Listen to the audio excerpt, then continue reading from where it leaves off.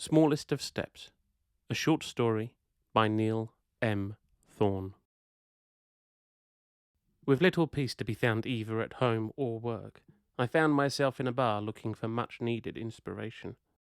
I was struggling to write an article capturing the public mood of the upcoming moon mission. There will not be a soul on Earth who does not know about the most significant event in our history.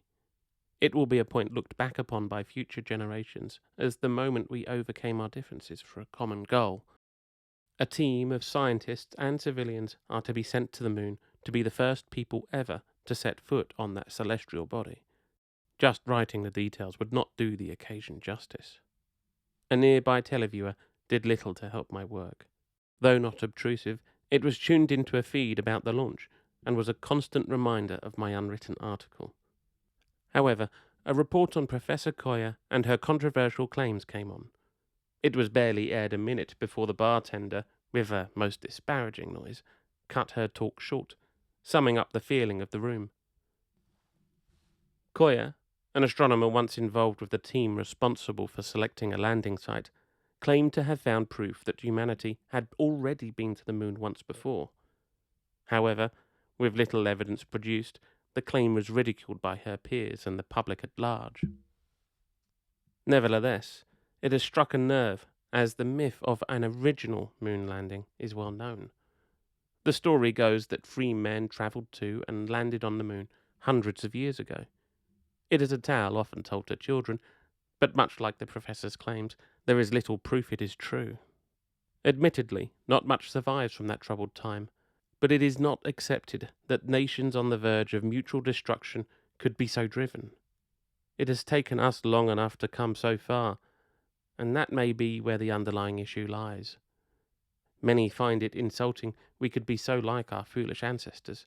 If they did somehow overcome all that, and yet did not learn from such achievements, how are we any different? I shared the bar with a small yet talkative group of friends, whose conversation I dipped in and out of at moments of interest, and it was at this point they picked up the subject. They found the idea laughable, and it was pointed out that Koya's timing was a little suspect so close to launch. It was suggested the professor had an axe to grind after being ejected from the program. It was a surprise to find, however, that not all were in agreement. Her claims are a year old, a solitary voice argued, and she isn't benefiting from the attention at all. She's lost the respect of her friends and colleagues, and many prestigious institutes are vowing never to work with her again. Then why go through it all? One of his fellows questioned. The answer was simple. Because she believes it to be true. I admire how he stood by those words, no matter how much he may have been mocked, and though they soon moved on, that brief conversation stayed with me.